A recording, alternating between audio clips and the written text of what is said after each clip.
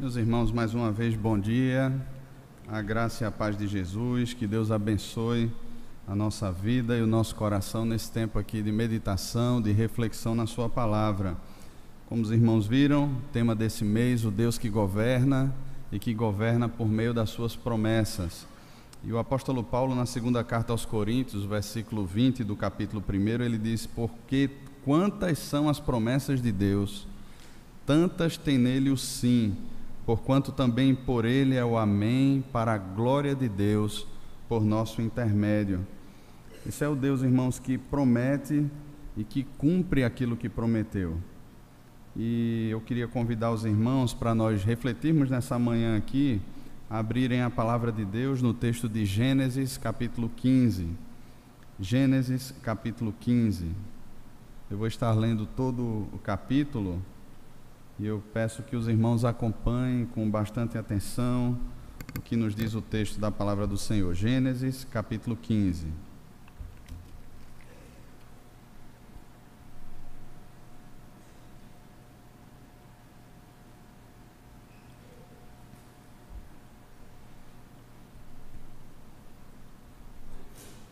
Nos diz assim a palavra do Senhor: depois destes acontecimentos veio a palavra do Senhor a Abrão numa visão e disse: não temas, Abrão, eu sou o teu escudo e o teu galardão será sobremodo grande. Respondeu Abrão: Senhor Deus, que me haverás de dar, se continuo sem filhos e o herdeiro da minha casa é o Damasceno Eliezer? Disse mais Abraão: a mim não me concedeste descendência, e um servo nascido na minha casa será o meu herdeiro. A isto respondeu logo o Senhor, dizendo: não será esse o teu herdeiro, mas aquele que será gerado de ti será o teu herdeiro. Então conduziu até fora e disse: olha para os céus e conta as estrelas, se é que podes contar. E lhe disse: será assim a tua posteridade. Ele creu no Senhor, e isso lhe foi imputado para a justiça. Disse-lhe mais: eu sou o Senhor que te tirei de Ur dos Caldeus, para dar-te por herança esta terra. Perguntou-lhe Abrão: Senhor Deus, como saberei que hei de possuí-la?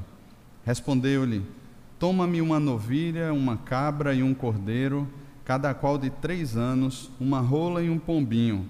Ele, tomando todos estes animais, partiu-os pelo meio e lhes pôs em ordem as metades, umas defronte das outras, e não partiu as aves. Aves de rapina desciam sobre os cadáveres, porém Abrão as enxotava. Ao pôr do sol, caiu profundo sono sobre Abrão, e grande pavor e cerradas trevas o acometeram. Então lhe foi dito: sabe, com certeza, que a tua posteridade será peregrina em terra alheia, e será reduzida à escravidão, e será afligida por 400 anos. Mas também eu julgarei a gente a que tem de sujeitar-se, e depois sairão com grandes riquezas. E tu irás para os teus pais em paz, serás sepultado em ditosa velhice. Na 4ª geração tornarão para aqui, porque não se encheu ainda a medida da iniquidade dos amorreus. E sucedeu que, posto o sol, houve densas trevas, e eis um fogareiro fumegante, uma tocha de fogo que passou entre aqueles pedaços. Naquele mesmo dia fez o Senhor aliança com Abrão, dizendo: a tua descendência dei esta terra, desde o rio do Egito até o grande rio Eufrates, o Queneu, o Quenezeu, o Cadmoneu, o Eteu, o Ferezeu, os Refaíns, o Amorreu, o Cananeu, o Girgazeu e o Jebuseu. Amém. Vamos orar, irmãos. Pai, temos aqui a Tua palavra aberta diante de nós. Cremos que o Senhor está aqui e que por meio do Teu Espírito o Senhor nos conduz para além da letra. O Senhor nos fala ao coração, nos confortando, nos quebrantando, também nos disciplinando, nos animando a permanecer no Teu caminho, e tudo isso é fruto da Tua graça, é fruto do Teu amor por nós. Por isso, Pai, para muito além da realidade que vivemos, que que o Senhor nos conduza para a realidade da Tua palavra, Pai, a realidade que ela nos convida a estar. No nome de Jesus, amém. Meus irmãos, quando pensamos em promessas, principalmente nos nossos dias, e esse é um ano de eleição presidencial, pensamos logo em promessas vazias. Não só no cenário político brasileiro, mas também quando olhamos para a realidade dos casamentos dos nossos dias, algo que era para ser permanente, algo que era para ser temporário apenas pela questão ou pelo ponto da morte, por exemplo, é algo tão irrelevante quando nós olhamos para as promessas. A gente às vezes está participando de uma cerimônia e na hora dos votos, na hora das promessas, a gente percebe tanta gente que não acredita mais naquilo que está sendo dito ali na frente pelos noivos. Porque na realidade as relações hoje em dia elas se tornaram descartáveis. Cada um serve enquanto me serve. A partir do momento em que não me serve mais, que não supre as minhas expectativas, logo as pessoas se tornam descartáveis. As relações humanas são assim. As alianças que são feitas hoje em dia, as amizades que são construídas hoje em dia, elas espelham, elas refletem essa verdade. A questão da descartabilidade, a questão da superficialidade e a questão de que as promessas, as alianças que são feitas, elas não têm valor algum. E muito de tudo isso é transferido para o nosso relacionamento com Deus, porque muitas vezes passamos a enxergar Deus de uma forma muito errada e olhamos para Deus com dúvidas, porque muitas vezes o nosso coração está tão cheio de si, que a gente se coloca até como vítima, muitas vezes dizendo assim: olha, Deus não é tão bom para comigo, por que que isso está acontecendo na minha vida? Olha, se Deus é tão fiel para comigo, por que que a infidelidade se instalou dentro da minha casa? Se Deus de fato é justo, se Ele de fato é bom, por que tanta injustiça acontece e não de uma perspectiva macro, mas até mesmo de uma perspectiva micro dentro da nossa própria casa, dentro da nossa família, às vezes por um emprego que se perdeu, por uma injustiça que foi cometida contra você, e muitas vezes a gente começa a questionar Deus, começa a questionar suas promessas, começa a questionar o seu amor por nós e a validade das alianças que Ele firmou conosco. É interessante, irmãos, porque isso gera no nosso coração, quando vivemos uma vida assim, gera no nosso coração uma espiritualidade completamente fria, completamente apática, completamente distante de toda aquela exuberância, de todo aquele fervor, de toda aquela alegria, de toda aquela paixão que era para existir no nosso coração por quem Deus é e por tudo que Ele fez na nossa vida.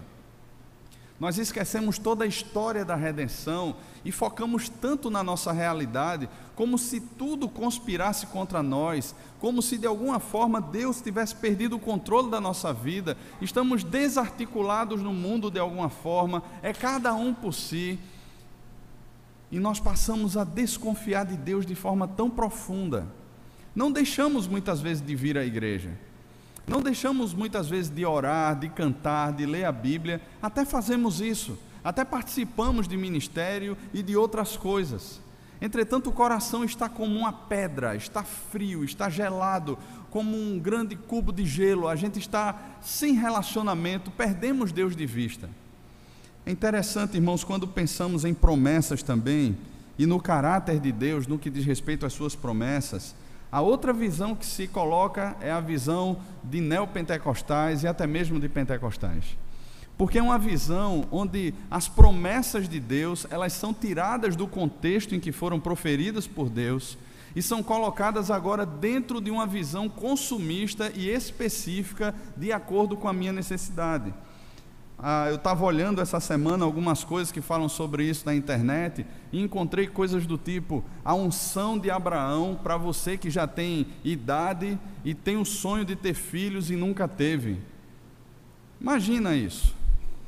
A unção de Moisés que vai abrir o mar vermelho diante de você e vai fazer com que você atravesse toda a crise, toda a necessidade e chegue na terra prometida. E a terra prometida aí tem a ver com as realizações dos sonhos pessoais ou de simplesmente desejos carnais que temos. São tantas aberrações que são colocadas hoje em dia com cara de evangelho, com jeito de evangelho, e muitas pessoas, elas correm atrás dessas pseudo-promessas, porque elas acreditam que de alguma forma a sua vida pode dar certo, os seus sonhos podem dar certo, os seus propósitos, eles podem dar certo, aquilo que elas tanto desejam, de alguma forma agora pode dar certo.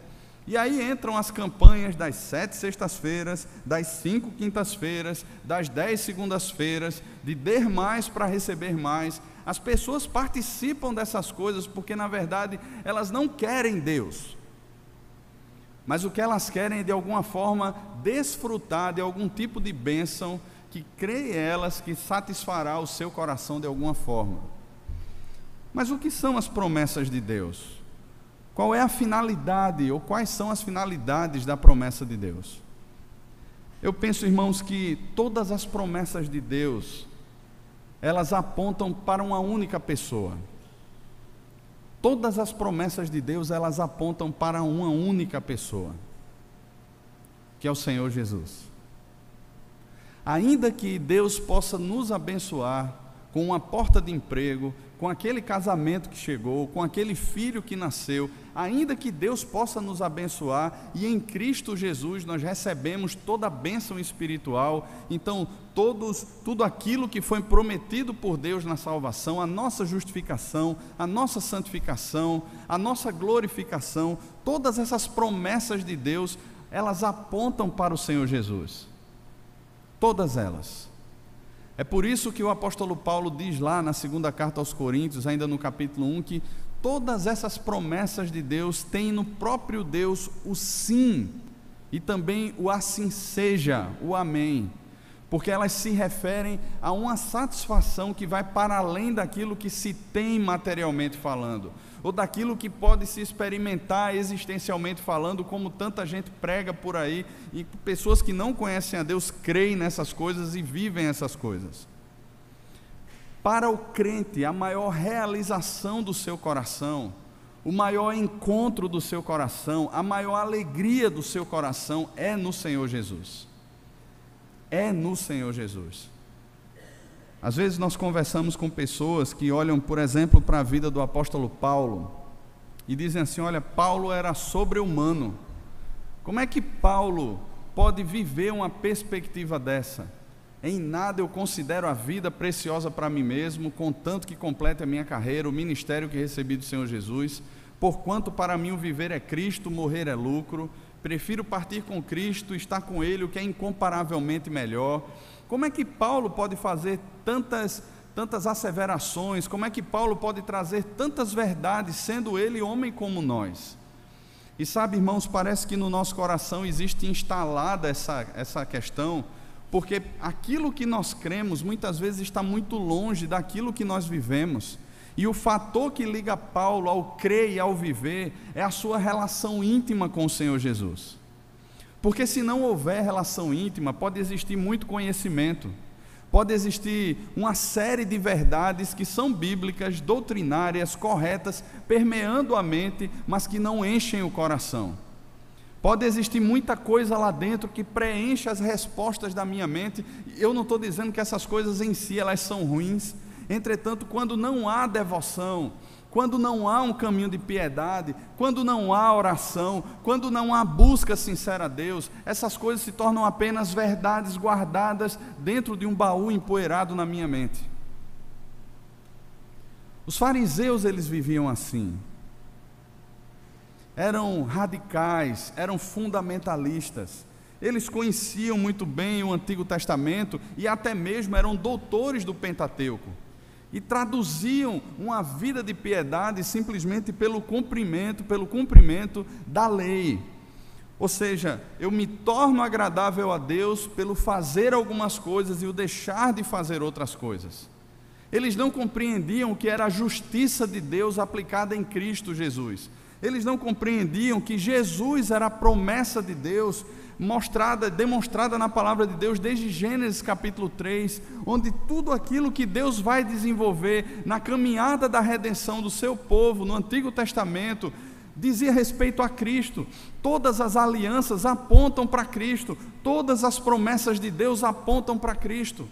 Paulo entendeu isso e ele tenta traduzir isso para o seu povo também. Quando ele escreve as suas cartas, por mais que ele seja o apóstolo aos gentios, por mais que ele esteja pregando àqueles que não faziam parte do povo de Israel, que não eram israelitas, Paulo sempre faz questão de trazer a mente daquele povo, e principalmente por causa dos judaizantes que tentavam seduzir a igreja de Deus, dizendo assim: olha, a fé no Senhor Jesus, ela é boa, é isso aí, é o caminho, mas você também precisa disso ou daquilo outro. Paulo então, ele trata com esse povo, ele expõe o seu coração na carta aos Romanos, quando ele coloca ali: olha, se Deus pudesse riscar o meu nome do livro da vida para que eles fossem salvos, olha, que eu fosse anátema, que eu fosse riscado, ainda que ele não pudesse fazer isso ou colocar isso diante de Deus, mas ele expressa a sua paixão pelo seu povo, o seu amor pelos israelitas e o seu desejo para que eles também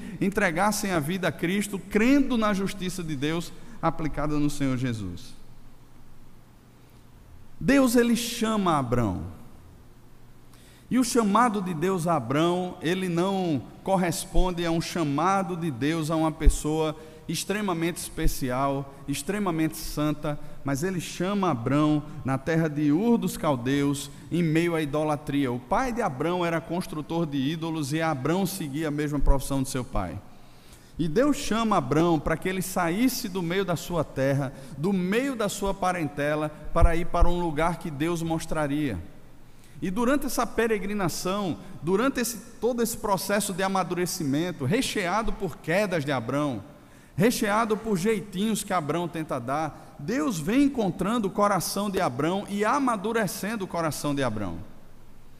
Há um tempo atrás, na verdade já faz alguns anos, eu li um livro de Eugene Peterson, e ele falava sobre a caminhada dos alpinistas. E eu gosto de pensar amadurecimento nessa perspectiva, irmãos.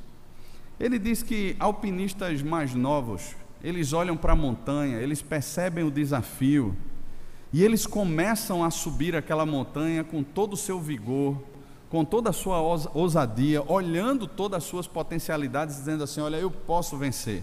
Geralmente esses alpinistas, eles sobem muito rápido. Para o observador que está lá em terra, olhando aquilo ali, ele diz assim: rapaz, aquele cara vai chegar lá em cima rapidinho, porque ele tem muita força, ele está subindo rápido. Entretanto, o fato é que a maioria desses alpinistas, eles não conseguem chegar até o topo. E aí ele traz a visão dos alpinistas mais experientes. E ele diz que os alpinistas mais experientes, eles aprendem alguns aspectos. O primeiro deles é respeitar a montanha. Eles olham para aquela montanha e respeitam a montanha. O segundo aspecto é respeitar os seus próprios limites. Eles se conhecem, eles olham para si e dizem assim: olha, eu sei que eu não terei fôlego suficiente, principalmente porque quanto mais alto a gente sobe, menor é o oxigênio, então eu não terei força suficiente para chegar lá em cima se eu empreender uma caminhada muito rápida. Então eles vão passo a passo, respeitando esses fatores. E o fato é que eles conseguem chegar lá. E sabe, irmãos, a caminhada de Abrão não é uma caminhada rápida, é uma caminhada de espera, e de muita espera. Da promessa do filho que Deus faz a Abrão até o nascimento de Isaac, se passam, por exemplo, 25 anos. 25 anos. E esperar não faz parte do nosso dicionário nos nossos dias. A gente se incomoda quando a gente entra num drive-thru, alguma coisa assim, e a gente pega aquela fila de carros, e de repente, por uma contenção de despesa, a mesma pessoa que lhe atende numa cabine corre para outra e depois já está em outra cabine, e você fica olhando assim: meu Deus, e a fila crescendo lá atrás. Você olha, para que chamam isso de fast food? A gente não consegue esperar. Nós temos pressa. E a caminhada de Deus com o seu povo, assim como foi com Abraão, é uma caminhada de amadurecimento. E nós vamos amadurecendo à medida que conhecemos mais a Deus, experimentamos da vida com Deus e experimentamos a vida nas coisas que fazemos no dia a dia com Deus. Coisas que eu fiz muitas vezes no início do meu ministério, hoje eu olho e digo assim: meu Deus, como é que eu pude fazer aquilo? Como é que eu pude pensar assim? Como é que eu pude dizer assim? E é com isso, e isso acontece com todos nós, irmãos. Todos nós estamos nesse processo. Talvez, se você tem mais tempo aí, lembrar 10 anos atrás, 20 anos atrás na sua caminhada, você vai perceber aspectos na sua caminhada que você diz assim: olha, como é que eu pude ser assim? Como é que eu pude pensar assim? Como é que eu pude fazer isso? E essas coisas, Deus faz questão de nos treinar, de nos aperfeiçoar por meio delas também, por meio dos nossos fracassos também, por meio da negativa que Deus deu a Abrão diante de Faraó, dizendo que Sara era apenas a sua irmã, com medo, com temor dos homens, para que ele não fosse morto. Deus amadurece em meio a isso tudo, Deus nos faz crescer em meio a tudo isso, e Abraão está aprendendo isso nesse percurso. E uma coisa aqui que Abraão aprende, quando Deus o chama para fora, ele mostra as estrelas do céu, e promete que assim será a descendência dele, não por meio de Eliezer, mas por meio de um descendente que Deus trará do próprio Abraão. O que o versículo 6 nos diz é que ele creu no Senhor, e isso lhe foi imputado para a justiça. Ele creu no Senhor, e isto lhe foi imputado para a justiça. E eu penso, irmãos, que essa fé em Deus, ela é a comprovação da nossa insuficiência e da suficiência de Cristo. E é interessante porque o apóstolo Paulo, ele percebe isso e interpreta isso de forma muito clara. Por exemplo, se você puder abrir a sua Bíblia, Romanos capítulo 4, eu vou fazer a leitura não de todo o capítulo, mas de alguns versículos. Eu vou dizendo e os irmãos vão acompanhando. Romanos capítulo 4, primeiro do versículo 1 até o versículo 5, depois nós iremos para o versículo 16. Romanos capítulo 4, de 1 ao 5, e depois a partir do 16 até o final do capítulo. Nos diz assim a palavra do Senhor, veja bem: que diremos, pois, ou que, pois, diremos ter alcançado Abrão, nosso pai, segundo a carne? Porque se Abrão foi justificado por obras, tem de que se gloriar, porém não diante de Deus. Ele teria que se gloriar diante de si mesmo, porque foram minhas obras, e não Deus. Porque diz a Escritura: Abraão creu em Deus, e isso lhe foi imputado para a justiça. Ora, ao que trabalha, o salário não é considerado como favor, e sim como dívida. É uma questão de merecimento. Mas ao que não trabalha, porém crê naquele que justifica o ímpio, a sua fé lhe é atribuída como justiça. E é esse o processo que acontece no coração de Abrão. Versículo 16 em diante agora.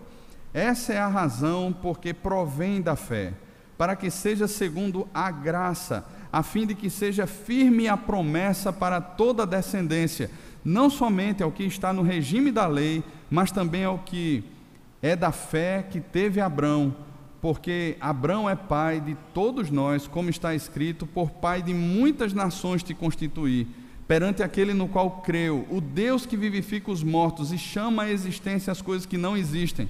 Abraão, esperando contra a esperança, creu, para vir a ser pai de muitas nações, segundo o que lhe fora dito: assim será a tua descendência.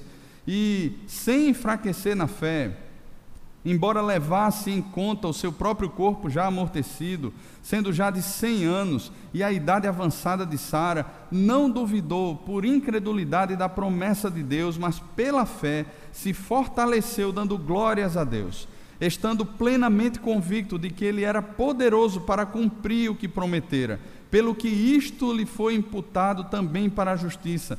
E não somente por causa dele, está escrito que ele foi levado em conta, mas também por nossa causa, posto que a nós igualmente nos será imputado, a saber, a nós que cremos naquele que ressuscitou dentre os mortos a Jesus, nosso Senhor, o qual foi entregue por causa das nossas transgressões e ressuscitou por causa da nossa justificação. O que Abraão creu, irmãos, há tantos anos atrás, apontava para a justiça de Cristo. Não era uma bondade intrínseca, não era a justiça de Abraão, mas o que Abraão estava apontando ali, quando ele diz crê em Deus, e isto lhe é imputado, ele está observando a justiça de Cristo.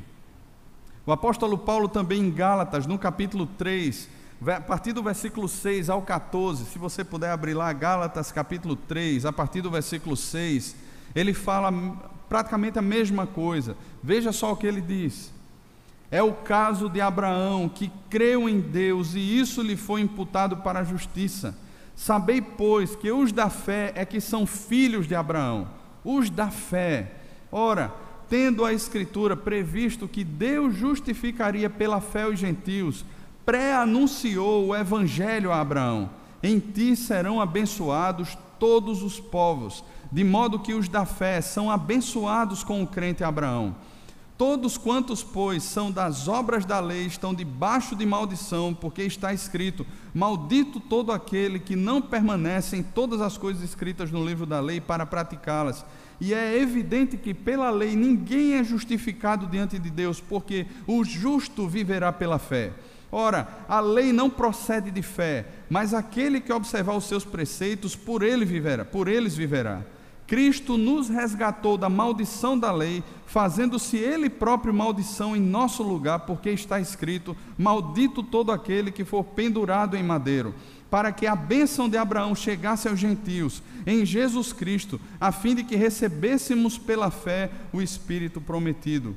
E mais à frente, a partir do versículo 23, o apóstolo Paulo não despreza a lei, mas ele diz que a lei serviu como um aio, como um pedagogo, para nos conduzir a Cristo. O objetivo da lei, irmãos, não era só trazer um padrão de regras morais impossíveis de se cumprir, mas revelar que o nosso coração era necessitado, ou é necessitado, de uma justiça muito maior do que aquela justiça que de alguma forma, pela força do braço, pudéssemos produzir. Apenas a justiça de Cristo satisfez a ira de Deus. A justiça de Cristo que foi aplicada a nós, é ela que nos cobre. Lá na cruz do Calvário, quando o Senhor Jesus diz está consumado, Ele está declarando diante do mundo, diante do diabo, diante de nós e diante de Deus, que a justiça de Deus ela foi satisfeita, ela foi paga, a conta está quitada, não há mais débito, não há mais dívida. O apóstolo Paulo em Romanos capítulo 8, aquele texto bem conhecido, a partir do versículo 28, ele começa a traçar aquele panorama da nossa vida agora, da percepção de Paulo, não apenas no tempo presente, mas já glorificados também diante de Cristo, a obra consumada de Deus, aos que chamou, justificou, e aos que justificou, este também glorificou. E mais à frente ele fala desse grande amor de Deus, que é posto em Cristo Jesus e que é aplicado em nossa vida, quando ele diz que nenhuma condenação há para aqueles que estão em Cristo Jesus. Nenhuma condenação. Quem os acusará? Quem intentará a acusação? Não é, ou não são eles que se justificam, mas é a obra de Cristo aplicada sobre a vida deles. Então, quando Abraão está falando, irmãos, que ele crê no Senhor, de forma bem prática, ele está colocando a sua vida diante de Deus, em resposta à vocação de Deus, dizendo assim: Senhor, reconheço a minha insuficiência, reconheço a minha pequenez, reconheço o meu pecado, mas reconheço a tua justiça. E Tiago, quando escreve a sua carta, ele traz esse contraste entre a fé e as obras. E ele diz que Abraão foi justificado não somente por fé, mas por meio das suas obras. E entenda obras ali não como que Abraão fazendo alguma coisa para ser justificado, mas que a prática, ou falar, ou se posicionar diante de Deus, reflete um coração que crê. E aqui, irmãos, esse paradigma da distância entre aquilo que cremos e o que vivemos é também quebrado na vida de Abraão. Não estou aqui afirmando a perfeição de Abraão, porque Abraão ainda vai cair. Abrão ainda vai ceder a toda aquela proposta de Sara de ter um filho com Agar. E ele cede, ele cai. Ele ainda vai cair outras vezes. Ele não é perfeito, mas Abrão está amadurecendo nesse seu caminho com o Senhor, no caminho do Senhor com ele. Ele creu em Deus. E a justiça de Deus foi imputada a Abrão. O evangelho foi por Deus pré-anunciado a Abrão: em você serão abençoadas todas as famílias da terra. Não por quem você é, Abrão, mas pelo descendente que virá de você. E é Jesus. Abrão faz uma pergunta que é muito interessante, e eu vou voltar para ela na conclusão desse sermão. Ele pergunta ao Senhor: como saberei que hei de possuí-la? Versículo 8. E aí então Deus pede para que Abraão tome um número de animais, e nós não sabemos especificamente por que cada um desses animais, ou por que Deus escolheu cada um desses animais, mas o fato é que Abraão toma esses animais, e Abraão faz uma prática que era conhecida no Antigo Oriente. Quando príncipes, quando líderes, ou mesmo quando famílias queriam estabelecer um pacto ou uma aliança entre eles, eles seguiam um rito, e esse rito era muito comum. Pode soar estranho para nós hoje, talvez aí os protetores dos animais não gostassem nada disso e até mesmo entrassem com um processo contra nós se tentássemos fazer algo assim hoje. Entretanto, naquele dia, naqueles tempos, era algo extremamente comum quando se queria entrar em aliança com alguém. Eles pegavam animais e partiam esses animais ao meio e jogavam as carcaças dos animais sobre a terra, e ambos os lados, as pessoas que estavam entrando em aliança, eles passavam por meio daquele corredor de sangue, pisando naquela piscina de sangue que estava ali, e a promessa que era feita é: se eu não cumprir o que eu estou prometendo a você, se eu não cumprir a aliança que nós estamos firmando hoje, que seja feito comigo o que foi feito a esses animais também. Então o compromisso era esse, era um compromisso de vida ou de morte, era um compromisso radical, e é exatamente isso que Deus faz em resposta à pergunta de Abraão: que saberei, ou como saberei que hei de possuir essa terra? O como saberei, ou qual é a garantia que o Senhor me dá de que as tuas promessas, elas são verdadeiras, de que o Senhor cumprirá a tua promessa, de que eu irei possuir a terra, de que eu serei abençoador das famílias da terra? E Deus então, ele pede para que Abrão faça isso. O versículo 11 diz que aves de rapina desciam sobre os cadáveres, e Abraão durante todo o dia teve o trabalho de enxotar aqueles urubus, aquelas aves que estavam ali tentando comer a carcaça dos animais. Abraão durante todo o dia teve esse trabalho, e no versículo 12 diz que ao pôr do sol caiu um profundo sono sobre Abrão, e grande pavor e cerradas trevas acometeram Abrão. Não é que Abrão dormiu ali, mas a expressão aqui traz que um pesado sono caiu sobre ele. Abrão ainda conseguia enxergar alguma coisa, conseguia ouvir alguma coisa, mas ele ficou imóvel, parado ali naquele momento. E o que acontece, irmãos, com isso, é que uma tocha, um fogareiro fumegante, ele passa por entre as carcaças daqueles animais. E isso é muito interessante, irmãos, porque Deus está entrando em aliança com Abrão. O certo seria Deus percorrer as carcaças, aquela piscina, aquele caminho de sangue, e Abrão percorrer também aquele caminho de sangue. Eram duas partes que estavam entrando em aliança. Essa era a cultura, era a tradição dos povos daquela época. As duas partes deveriam percorrer. Entretanto, o que acontece aqui é que Abraão, ele está fraco, ele está tomado de densas trevas, ele está com um pesado sono, ele está caído, ele não tem condições de percorrer aquele caminho. E essa tocha, ela percorre sozinha aquele caminho. E eu acho lindo isso, e para mim, esse é um dos textos mais lindos da Sagrada Escritura, porque Deus, apenas Deus, ele percorre o caminho da aliança. Deus está assumindo os dois lados da moeda, Deus está assumindo os dois lados do pacto, Deus está assumindo a sua responsabilidade e está assumindo ao mesmo tempo a responsabilidade de Abrão. Deus percorre aquele caminho. Como saberei que hei de possuir a terra? Deus está dando todas as garantias, está percorrendo sozinho aquele caminho. E o versículo 18 nos diz que naquele mesmo dia fez o Senhor aliança com Abrão, dizendo, Deus reafirma a sua aliança, a tua descendência dei esta terra. E ele aí então dá os limites da terra a Abrão. Irmãos, todos nós passamos por fracassos. Todos nós, na nossa caminhada com Deus, vamos passar por momentos de quedas até. Momentos de frieza. Momentos onde muitas vezes nós vamos até nos colocar como vítimas diante de Deus. Vamos duvidar das promessas de Deus. Vamos duvidar do amor de Deus por nós. E vamos traduzir tudo isso como que perseguição, ou oposição, ou a minha esposa que não me ama mais, ou o meu marido que não me ama mais, é a crise financeira, é isso ou aquilo. De alguma forma vamos tentar traduzir isso no âmbito existencial. Mas a nossa relação de culpa e de vitimização sempre será contra Deus. Sempre apontará para Deus.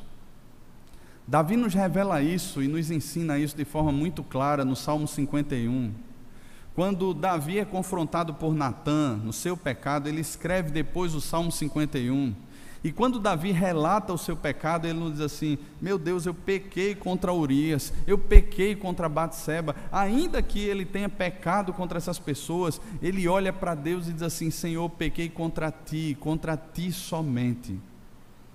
Todos os nossos atos, irmãos, eles têm Deus como referência última. Todos eles, sejam aqueles que glorificam a Deus, sejam naqueles em que não glorificamos a Deus. Sejam naqueles que o nome do Senhor é santificado, sejam naqueles que o nome do Senhor está sendo até blasfemado por aqueles que não conhecem a Deus, por nosso procedimento. Deus será sempre a referência. É Deus. Ou cremos que Ele é soberano, que Ele tem a história bem escrita e cada um dos dias determinados por sua sábia e santa vontade. Ou cremos num Deus que nos ama e que tem aliança conosco. Ou, irmãos, viveremos uma crise constante, oscilando sempre, em momentos onde a gente crê e está bem, e quando a gente sai do templo, e quando a gente sai do grupo, e quando a gente sai do momento de oração, a gente passa a viver a ilusão de que nós, de alguma forma, coordenamos ou orquestramos a nossa vida. O ato de crer em Deus é um ato de entrega, é um ato de confiança. Mas eu lembro aqui do apóstolo Pedro, que no seu processo com o Senhor Jesus, ele nega Jesus 3 vezes. E esse é um texto que tem falado muito ao meu coração. Entretanto, quando Jesus encontra com Pedro, Jesus vai na raiz da questão. Jesus não vai colocar diante de Pedro, ó Pedro, eu estou chateado com você, estou lhe amando menos do que eu lhe amava antes de você me negar. Não, Jesus não tem problema. Jesus não tem uma crise de amor ali. Mas Jesus vai no coração de Pedro. Pedro, tu me amas? E essa não é uma pergunta, irmãos, simplesmente para dizer assim, agora eu vou humilhar Pedro, eu vou fazer o mal a Pedro, para que Pedro saiba qual é o lugar dele. Não, não é isso. Mas é o jeito, é a forma de Jesus de resgatar o nosso coração. Porque nós caímos, irmãos. Nós fracassamos, nós somos fracos, nós temos o tesouro que há em nós, está contido em vasos de barro, em vasos que são frágeis. Assim é a nossa vida. Quando muito pensamos estar em pé, nós temos que cuidar, porque muitas vezes esse pensar em estar em pé, pelos próprios pés, é fruto meramente de um orgulho ou de uma soberba que toma o coração e toma o outro como exemplo. Olha, ele é um fraco, ele é um traidor, ele é um covarde. Eu não, eu me coloco de pé aqui. Pense, tenha cuidado para que não caia.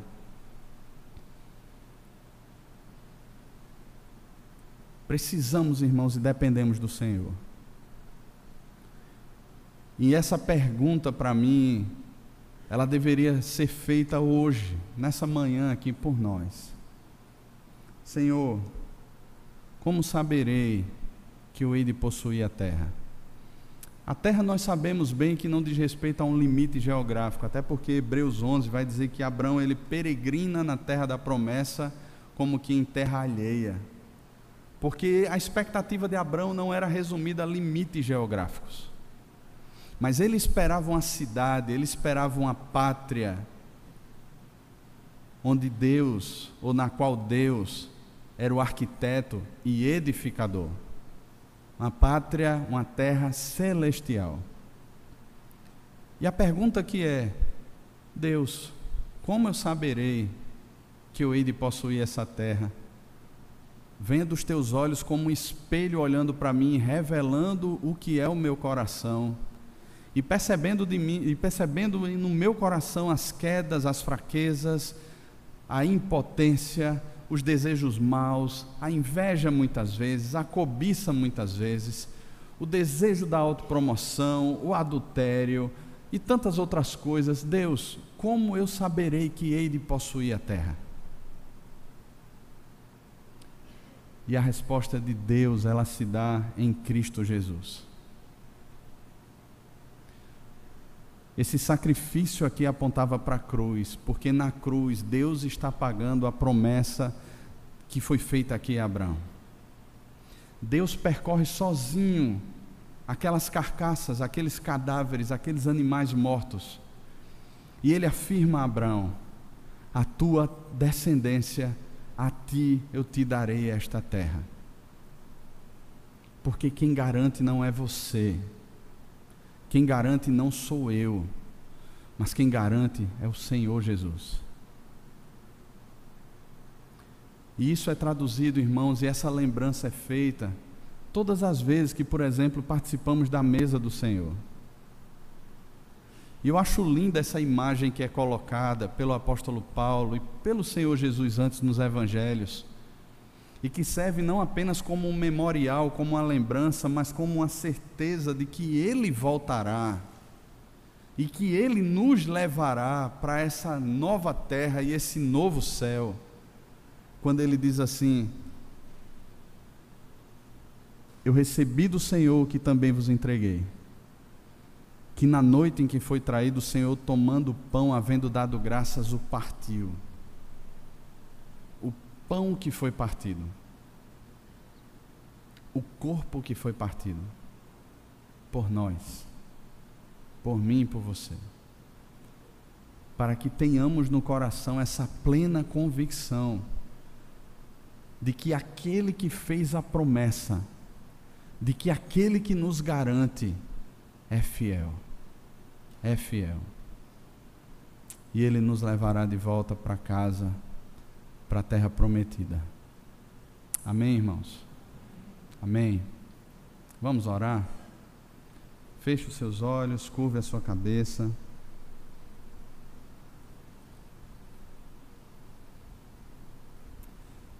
Senhor, o Senhor conhece o nosso coração, Pai. O Senhor conhece a realidade de cada irmão meu aqui. E o Senhor sabe o quanto te amamos, Senhor. O quanto queremos o Senhor. O quanto desejamos a Tua presença, Pai, mais do que qualquer outra coisa. O quanto queremos andar em retidão, o quanto queremos santificar o Teu nome. Mas ao mesmo tempo, Pai, o Senhor conhece as nossas quedas, os nossos fracassos. O Senhor conhece, Pai, as nossas idiosincrasias, Pai. O Senhor nos conhece, Pai. O Senhor conhece o nosso coração bem mais do que nós mesmos conhecemos, porque o Senhor é aquele que sonda e que conhece o nosso coração. Sabe cada uma das nossas motivações, Senhor. E nós queremos colocar nessa manhã tudo isso aqui diante do Teu altar, tudo isso diante do Senhor. E pedir que o Senhor relembre sempre ao nosso coração que não depende de quem quer, não depende de quem corre, mas do Senhor usar de misericórdia para conosco. O Senhor é aquele que nos mantém de pé, Pai. Por isso, Deus, guarda o nosso coração, encha os nossos olhos, encha o nosso coração com essa alegria do Espírito. Encha os nossos olhos e o nosso coração, Pai, com esse brilho que aponta para o Senhor, que aponta para essa obra perfeita que o Senhor realizou lá na cruz do Calvário e que alcançou o nosso coração e que nos fez teus filhos, teus amigos. Nos faz desfrutar, Pai, da abundância de vida para a qual o Senhor nos chama, para essa realidade tão profunda, Senhor, tão marcante, tão radical e ao mesmo tempo tão singela. Nos faz viver, Pai, a plenitude do Teu Espírito. Nos faz viver, Senhor, o fervor de Te buscarmos de todo o coração. Nos faz viver, Senhor, para a Tua glória, no nome de Jesus. Amém. Amém.